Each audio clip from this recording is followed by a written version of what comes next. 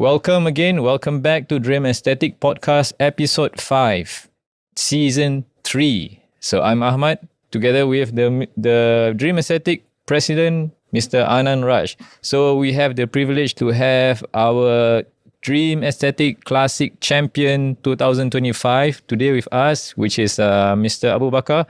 Thank you for being with us today. So just a brief introduction. Mr. Abu Bakar has won the Dream Aesthetic Classic 2025, the overall champion. So he brought back the sword, and what's the cash prize? $1,000. $1,500. $1,500 cash prize from Dream Aesthetic Classic 2025. And let's see where we go with this. So thank you for coming to the podcast. Thank you for having me today. And I'm really happy to be here. A little bit nervous, it's first time doing a podcast. So I hope today will be an interesting session. I'm looking forward to it. Let's go. Get on the questions. All right, let's go. Okay. I was sharing my experience for the previous call. I was saying, I really enjoyed the whole atmosphere, the production. Everything was really, really spot on. So I felt, in a sense, valued as an athlete. I didn't feel like I'm second class. I felt like every athlete was treated very well. The space you gave us to chill was good. Air conditioning was there. It's just critical in the competition, And even down to the tanning crew, they were so meticulous and how they treated us. Everyone was very respectable. And no matter how many times we felt uneasy about, can you help me do this, touch up? They would just jump up and do it. And they were so spot on. It was really good. And even some of them took the trouble to stand backstage by the curtain when they noticed that some of the guys were sweating, and actually went up to stage to help some of the athletes. So I thought, wow, it's really the whole production team from the arena to the backstage to even the tanning crew was really, really awesome. And also don't mention about the prizes and don't mention about all that. I mean, the organization was really good. Yeah, so I really enjoyed myself. Yeah, I'm looking forward, probably if everything goes well, if I'm in good health, I will look forward to competing in the upcoming shows. Yeah. Okay, nice. So now we're going to go into dive in a proper startup. So I think just to recap, so what Bakar just shared was, he was sharing about his experience competing in Dream Aesthetic Classic, right? Yes, that's right. 2025, where you also actually won. Oh yeah, Right, happened to win. Yeah. So you shared your experience as a competitor. Maybe why not share also the experience winning that event? Well, honestly, I didn't think I was going to win, to be honest, because I was out with some pretty strong athletes during the competition. So to be honest, you could see my face in the videos that you guys posted, this total disbelief. You were like, why am I the one winning this? But I don't know, because maybe, as an athlete, you always lack that. So you have a bit of that. You kind of doubt yourself sometimes. The confidence you feel like, I'm not good enough. I can do better. So I felt I could do better for that show. I could have done better. I could have come in dry, harder. I didn't expect to win. So wow, it hit me really, really hard, and it's a really memorable experience for me. Yeah. So, okay, Bakar, you joined multiple events in Singapore. Yes. How many events have you joined in Singapore already? Well, I can't put a finger, maybe 5, 6 competitions.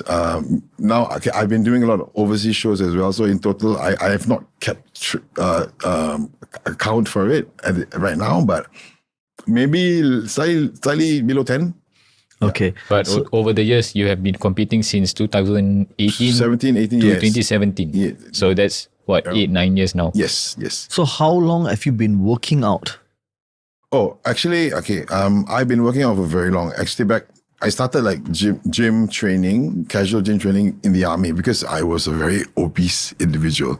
So that was what got me into bodybuilding, because it started from me trying to lose weight, because I was fat, basically. And in Singapore, if you're fat, you go to the army, you have the obese squad. I was in the obese squad and everything. So when I came out from BMT, I kind of shrunk quite a bit. I lost maybe 20, 25 kilos. And I could see wow, I have a certain structure. So I tried gymming and I tried lifting weights, and I enjoyed the process of it. But it wasn't serious. It wasn't planned out. It wasn't thought through very carefully. It's just gym, bro. Hey, let's go lift some weights. This all do bench press and bicep curls all day, that kind of thing. And I slowly built somehow, even with that basic training, I somehow built like a decent frame. So I think the last time you interviewed me before the show, right? And I mentioned a certain individual, like a friend of mine. His name is Faris. So I met him like down the road, like many years later. And when I met him at the gym in one of the local gyms in Singapore, and he told me, "Hey, bro, you got a pretty cool like frame. Why don't you try like competing?" I'm like, "Competing? Are you crazy? Take off my shirt in front of like a whole crowd." Because being a fat kid growing up, you don't want to take off your shirt, bro. Yes. You don't want to go swimming. There's so many things you couldn't do because you were insecure about how you looked, right? So even though I've lost all that weight, I look pretty decent, I still had that insecurity. So he told me, "Bro, it's something I think you really should try. And I think you will do well." So I said, "Man, let's just do this. Let's just give it a go." So he really wrapped me up, put those thoughts in my head and gave me the confidence to want to try. And so he guided me. He wasn't like, I wouldn't say a coach, but he was a friend. He was a good friend. So he guided me along the way. I learned how to train in a certain way. I learned how to eat in a certain way. I learned how to sleep. Everything is important down to how much water you drink. I had no knowledge of this at all. So he was my pillar of knowledge, fountain of knowledge for bodybuilding. It started from him. And from then on, I got What year was that? 2018? 2017. Early 2017 or so, yeah. I think I knew him even earlier, but I only competed later. Yeah, I think maybe I knew him since 2014, 2015. Yeah, so quite a number of years, yeah. So, so that got me into wanting to bodybuild, right? And so I did a show and I actually won that category that I signed up for. And hey, wow, this is possible, right? This is something I can do. But I was really small. I weighed maybe 70 plus 80 kilos on stage, my first ever competition. And now I'm like 93, 94 on stage. Wow. Huge difference because it took a long time to build up that muscle mass over the years with diet, training and supplements and whatnot. Yeah, so that's how it started. And I never stopped since that time, since my friend Faris introduced me to bodybuilding competitions. So I continued competing year after year after year. And it's an addiction. Bodybuilding is an addictive sport. Yeah. And if you are really, really passionate about it, you would always critique your physique. Like what I just told you earlier, right? I didn't think I was good enough to win the show. But yeah, so that drives us to push. Drives us to train harder, to eat cleaner, to sleep longer, drink more water, get your sets in, get your reps in. Just put in the effort and the time, and then you see the results. Yeah.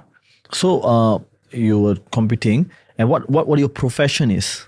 Oh, my profession, I'm basically, I do administrative work. So it's a very sedentary job. I sit on the entire day.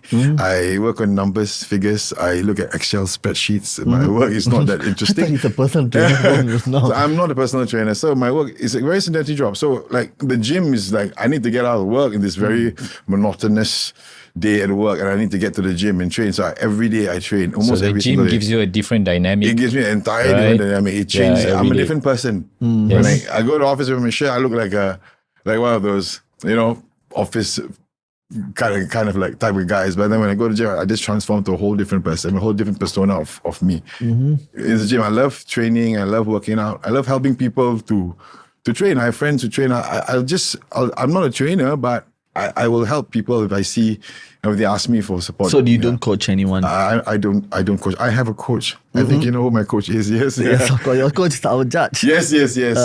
So yeah, I have a coach, and I think if that's another question, perhaps we can talk more about coaching and the need to have a coach or not to have a coach and whatnot. So yeah, so basically I answered your question right earlier about how I started bodybuilding and how long I've been doing it. Yeah, so I've not stopped, and I don't think I will stop anytime soon. I think every time you do a show, you want to be your best, right? And you want to have best results, but that's not always the case. You must understand there will be winners, there will be losers. Yeah, so you have to accept that. Now, addition of a competitions, right? Let's say you're going for, what is the adrenaline rushing you to every time compete in local stage back then, before DA comes? Okay, for me, it's the transformation of my physique. Okay. Because it is crazy what you can do to your physique if you have that mindset. It's all about that mindset. If you can turn on that switch and put in the effort, you will be amazed at what you can do to your physique. Supplements aside, I'm just talking about training, dieting, and good rest, and the right mindset, basically, right? Yes, mindset. And the drive to train. Because for me, I'm a very, I would say, OCD kind of guy, or very meticulous, or however you want to call it. So for me, like when I do something, I give it my 200% in anything I do. Whether it's writing a story, whether it's reading my work, my daily work in the office, or whether it's the gym, I'm the kind of person that puts in 100% effort. So with that kind of mindset, I feel it's suitable for bodybuilding because you need to have a little bit of a crazy mindset. Of course, yeah. You want to push yourself every time you train, every rep, every set, that kind of mentality. Yeah, but we all have our off days. There will be days you'll be tired, right? But sometimes you just got to push through and get the job done. Yeah.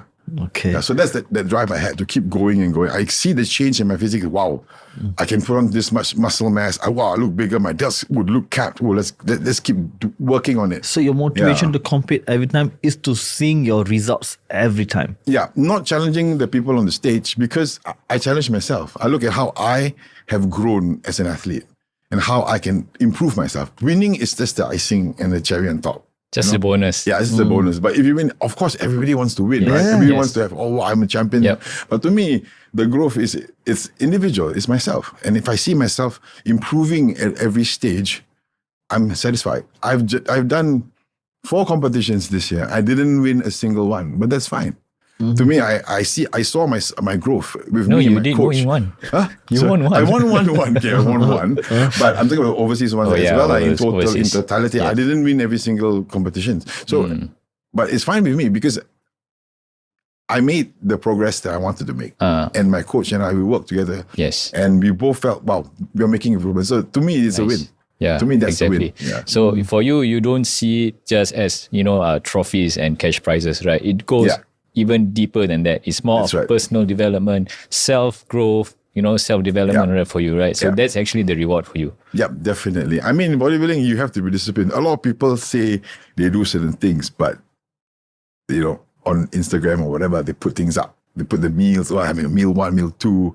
But do they really do it off camera?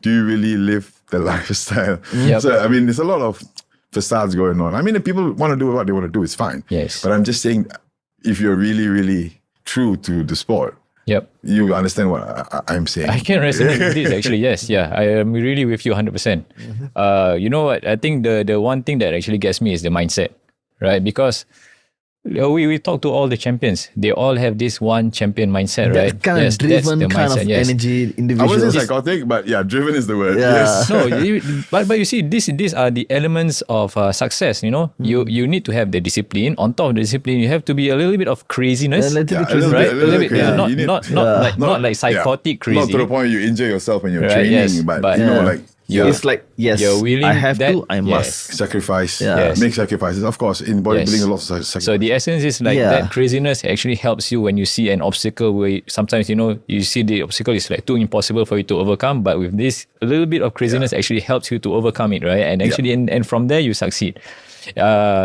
I think I like to actually put this on the table also. This is what I see also. If people say, someone becomes a champion in bodybuilding just because of the supplements, because of the super supplements that they take.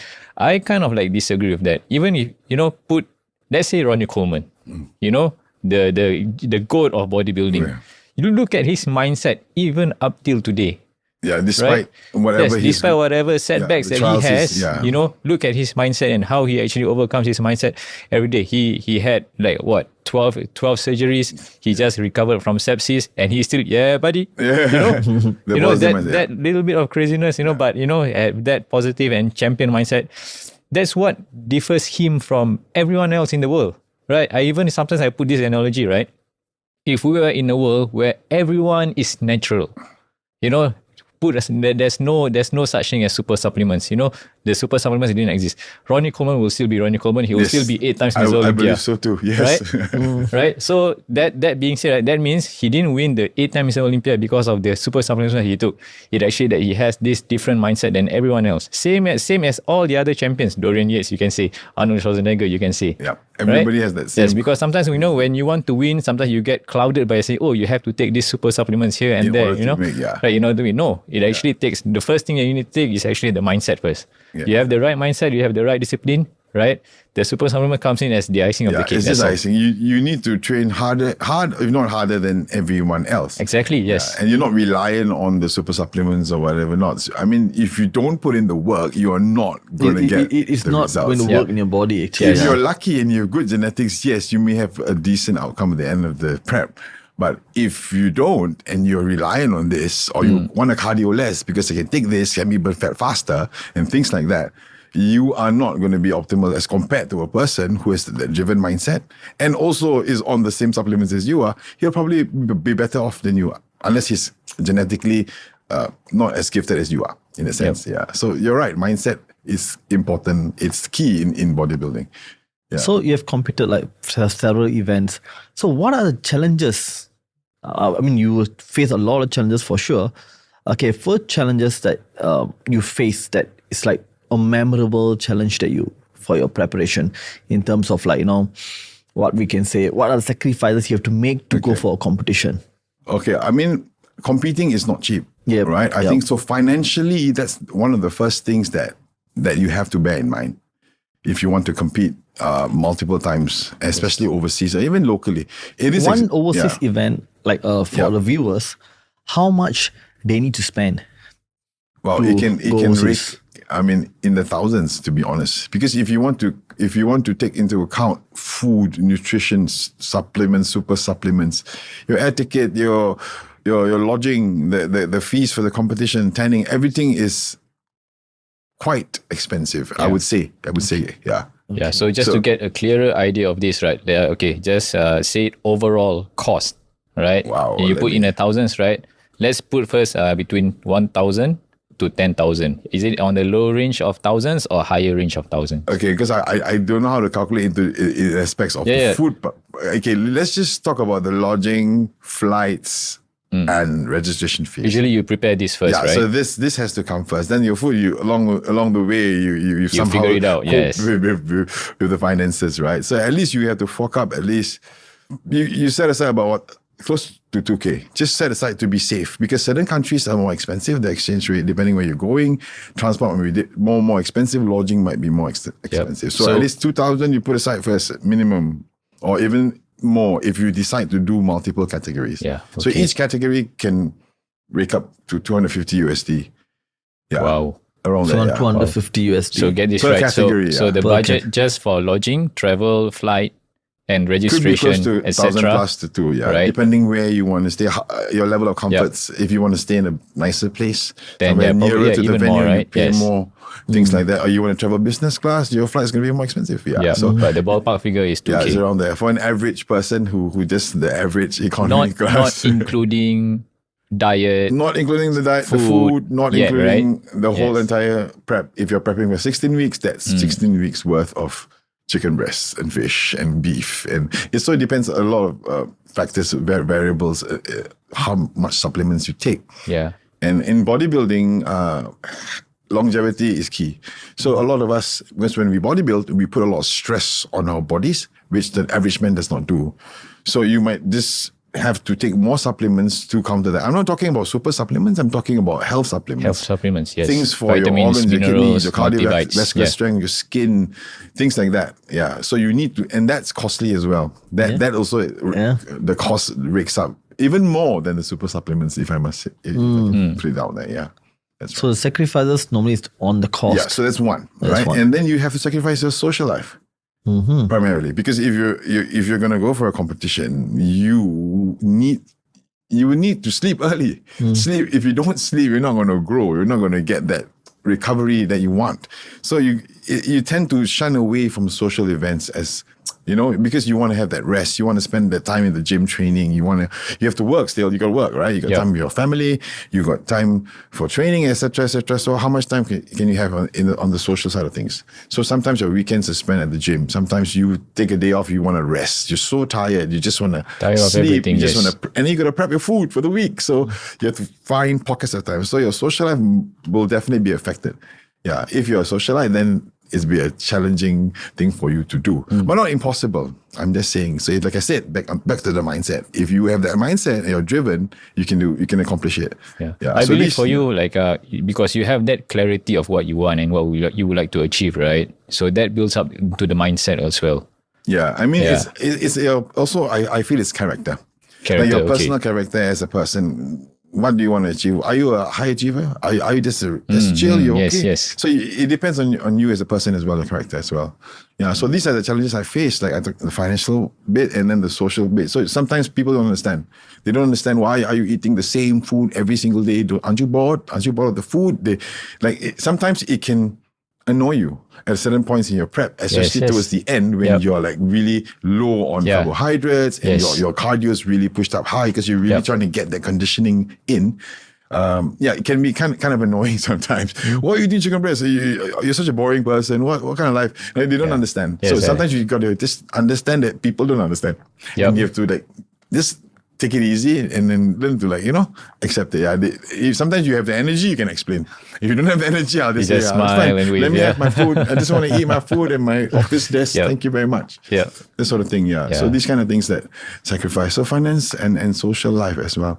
Yeah. I think these are two key things that you have to bear in mind if you're thinking of competing. Yeah, I appreciate that you actually mentioned that because I think for you, not coming from the fitness industry, you come, work as, in a corporate world, right? Yes. These people, they don't understand what you're doing. So you probably Yes, face yeah. these challenges much more than like us, which are in our fitness industry, because in fitness industry, at least, It's People more understand, it's yeah. more common to More see. common more things. common. like See, you eating get questioned, diet like, food, why yeah. can't you Yes. join us for lunch? Like, Yes, there's exactly. a company lunch, company Exactly. dinner, D&D, everything. You can go, yes. Yes. But what is, we are Singaporeans, food Yep. is our life. Bring our Tupperware. You bring Yes. our Tupperware, that's what I do. So Exactly, yeah. I will bring it and then people look at me, why are you not eating? Yep. Or like you're like the party pooper, like everyone wants to have fun, but you're like Yeah. bringing your lugging. And then you I start don't getting care. labeled and stuff, right? Yes, yeah. exactly. But I don't care because I have a goal. I want Exactly. to meet my goal, so I will do it. If you don't, so what I tend to do myself personally is to shun myself away. So I'm not put into such a predicament. So I just not go or Yep. just opt out from the company lunches or whatever it is, Yeah. events. And it's fine, Yeah. right? It's fine. As long as Yes. it doesn't affect your work, it's fine. I mean, I'm talking about social events here. Right? Yes. Yeah. No, because I think I think if you're in the corporate world, some people can relate to this. Some there is a certain culture. Yeah, Where yeah. you have to go lunch together, and then when you break this culture, you become that person like, this You're guy the is black sheep. Yes, You are become the the black black sheep, sheep. and then you get labeled and stuff, right? Yeah. Yes, but it's fascinating to see that you are fine with it, and you are very clear of what you want. That's why I was asking about your mindset and what's the clarity. I see. Yeah. Right, because Yeah. you are very clear of what you want. Because people in the corporate world out there, they get affected by these little things, right? Yeah, because some- they are surrounded by this environment, Yeah. right? They are in that culture. Yeah, and they then- want to safeguard it, and they Yes. might see you as a threat. Yes. Like you're changing this whole dynamics at the Yes, workplace. but And- actually no, you're That's just it. minding your I'm own just business. minding my own business, to be honest. But Yes. sometimes some of them are a bit more forthcoming. They want to learn more. They want to ask, and then I will just explain Hmm. a little bit about nutrition and things like that. I mean, it's good to share. I mean, I'm not an expert, but I'm just sharing my experience. I usually share my experience, and they can see some of my colleagues who have been in the same company with me for many years. They have seen me throughout my Yes. prep, and they see the difference in my physique. Yeah. Yeah, and they can say, wow, they can actually see, wow, we're getting bigger, bro. You're Yeah. getting bigger. And they find it intriguing, right? Yes, And they that's say, why, wow, yes. this thing really works, whatever you're doing. I say, yeah, of course, I've been doing, why do you think I'm doing it? Yeah, and because sometimes during lunch, I go for cardio sessions. So sometimes I'm like not in office wear, and they're like, whoa. Yep. Yeah, like, whoa, crap, are you preparing for a competition? Okay, I'll not disturb you. Like some of them know. But now they and understand, respect, yeah, yes. after a while. But like newer people, they might not understand. Yeah. Yeah. Interesting. Okay, so the last time you competed is in 2019. It's locally. I mean locally. Then after that you compete 2025. Why have a long break over here? Like a 6 years break. Okay, because I wanted to try competing at a different platform. So I think after we did the national show together, I don't know. I just felt a bit bummed after that show to some extent. I felt maybe I wasn't I don't know, Not the best experience. not the best experience, and maybe I think the other things in my life that was happening in terms of work, I think I was doing a private study like class and things like that. So when you have things going on, like especially when you do like classes like part-time diplomas or degrees or whatever, a lot of time is taken. So I took a little break from actively competing locally. But not training, right? You were. I still enjoy training. Yeah, so so you're still instead of training day 6-7 to day. times a week, I maybe cut it down to 3 or 4. Yeah. So there was a bit of a lapse. And then there was COVID and all, right? Oh, yes, After that. COVID So as well. we had to pull back a little bit. So I think I did one competition, but it was a very strange arrangement. Right after COVID, like when things were like have subsided somewhat and the restrictions were kind of lifted, there was a competition I took part in. It's I think it's FIF or NABA. I can't remember. There was one competition, but it's strange because there was only one cat, so we cannot mingle. Each category of athletes could not mingle, so you just go there, do your category, and then you go. You can't. There's no overall. There's no overall champ. Yeah, so I took part in that. And I think I won that. Yeah, I think I won that. And this happened during the close to post-COVID period where things are slowly opening up. Yes. When the gym but they still have a opening. lot of restrictions. Oh. Yes. And during that prep, I was quarantined. I was quarantined like 5 weeks out from the prep. Okay. For a week. And yeah. Because you got COVID. I didn't get COVID because there was a cluster issue at the gym. So everybody had to be quarantined whether you like it or not. Because I was at the wrong place at the wrong time. Wrong place at the wrong time. Someone in your circle got someone COVID got and then it. you So got everybody affected. who was at the gym during that period had to be quarantined. Wow. So I was one of them. And I was prepping. I was like 5 weeks out. I'm like, what's happening? Yeah, so that 1 week, I just ate cookies and chocolates. And I couldn't even, I was like, I got no time to prep food, man. Because the very next day, you got to pack and go. And you got to stay the entire week in the place. There's no cooking utensils, nothing. They will give you food. So you choose your options. But definitely not, I can't train. I can't do anything. So I went a little bit crazy. And I got no vices, nothing. You can't do much. You can't leave the room. Yeah, so it was quite tough. But I had friends with me, so that was the only thing I had. So we were video calling and all. They were like, hey, chill, bro. I know you're prepping. Yeah, I could see the difference in my physique drop after a week because it's junking and all. So after that, when I came out, I went a little bit extreme with the prep. Like I did like. Oh, you see, he never still give up. He still proceed. I didn't. So after, because my hands were tight, I couldn't do anything. I brought the bands and stuff. First 2 days, yes, I was doing bicep curls and lateral raises. Well, then but after the third day, I'm like, oh, I cannot do this, staring at the wall, looking at the ceiling. I just couldn't, like, kind of broke down in the sense. I thought, oh shit, man, I can't do this prep. But when I got out, I immediately went like full on, and I just trained like 6-7 times a week, like an hour and a half cardio, fasted cardio, whatever I needed to do to get back into shape. But I compromised a lot of muscle mass because I was already off food for that week. Yes. Then when I started back in, I went too hard and I lost a bit of size. I was a bit small. Maybe I was 78, 79 on stage. I maybe a bit over 80, just over 80, 85 maybe max. So that was an interesting experience, but I didn't give up. I managed to win that category. And it was like, wow, yes, it felt good. Yeah, but there was no, like, the prizes were not like as lucrative as they are now, like in this competition. So okay, and then so after the competition, I don't want to ask you why our strong athletes, our time athletes now, are moving towards more internationals. They are not competing in our local scene. Okay, and what is your take over that? What do you think personally? Of that? Right, I'm not being biased, or it's just what my honest opinion. I feel because like in this industry, right, when you talk about being an athlete, if you're just focused on being a local athlete, there are few organizations that people have been going over the years. So if you win that, you're a Singapore champ by some default. It's just a default because it's of how it's named, how the organization is named, how the competition is named. So by default, you're the champ. So some people are satisfied with that. I'm the Singapore champ. I'm Mr. Singapore. I'm Miss Singapore. I'm this, I'm that. So they're satisfied. So, but then comes the question: who sets the default? Yeah, that I cannot answer. Right. So back to the question you were saying as to why. So some people are okay with that. Some people are happy, and some people are true blue Singaporeans. They want to just do the Singapore local stage. And but there are multiple stages to play in Singapore. Sometimes we have like other organizations who are like also invite external athletes from overseas to compete. I mean, we also do it in DAO, right? This is something you do. Yeah. So people are satisfied with that, but some are not.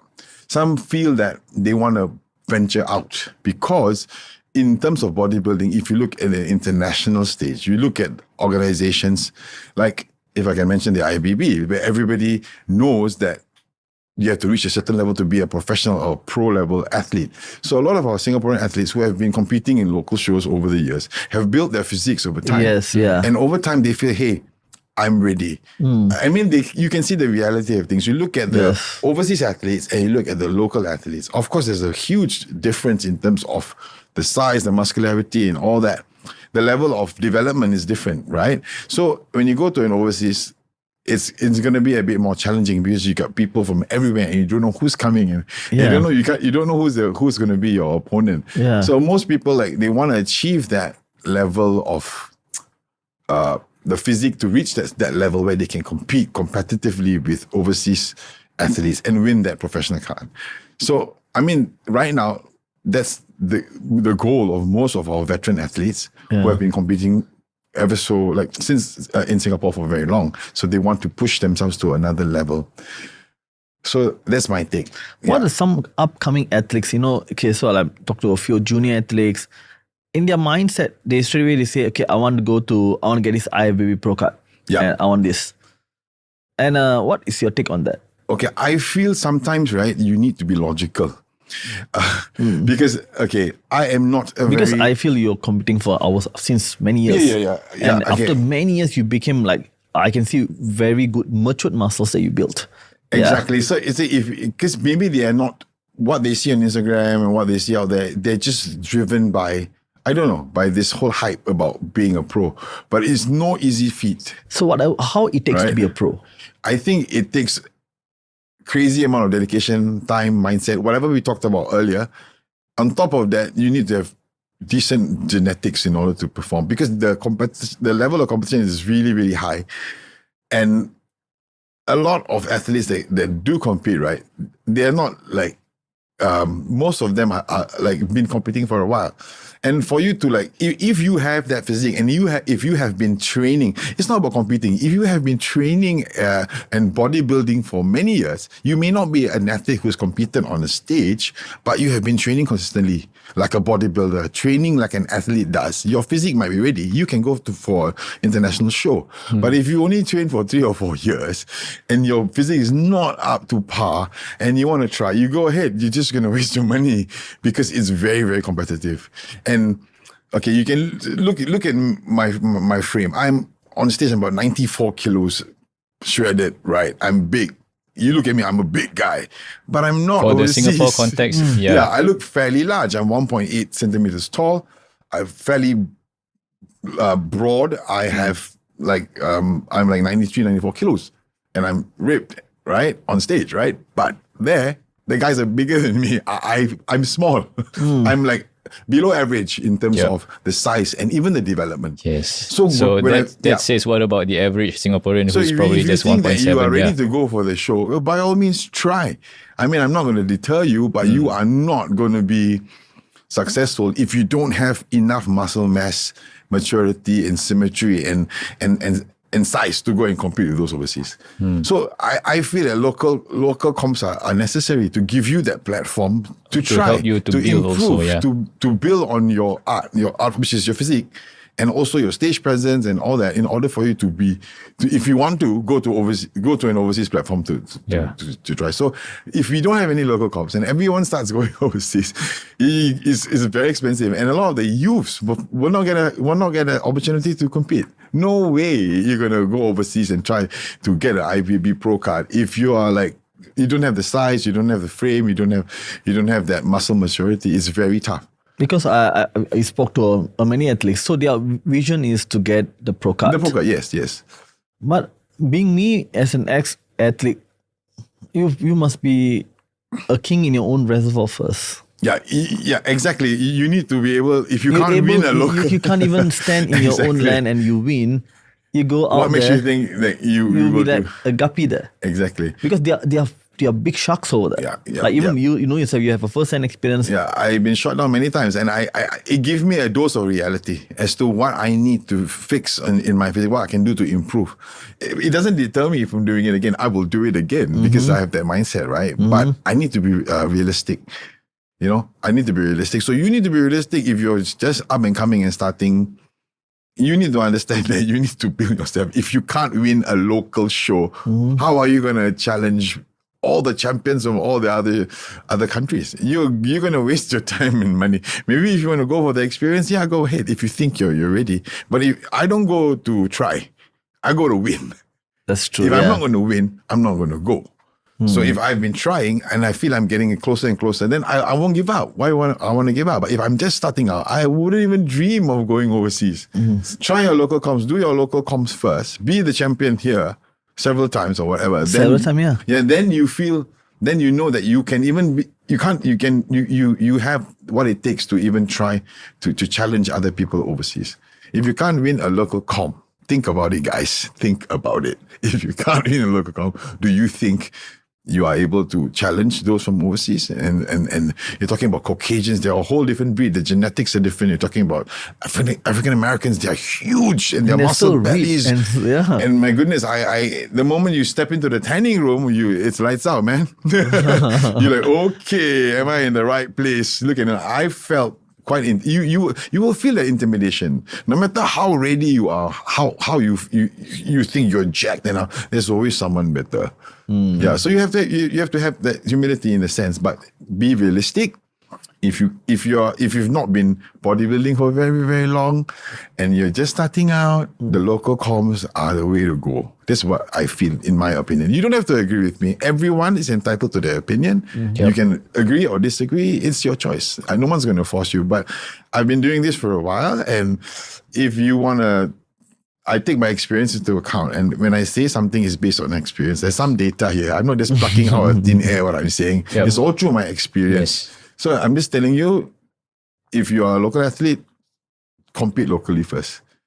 Beat everybody here. Prove yourself as a local champion before you go and challenge the big sharks over there.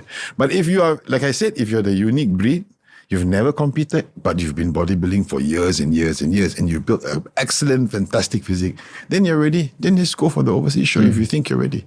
Yes. Yeah. So it depends on the individual. That's but true. mostly people are not ready. Yes. Most of them It's are a not. reality, yes. You know what I mean? Yeah.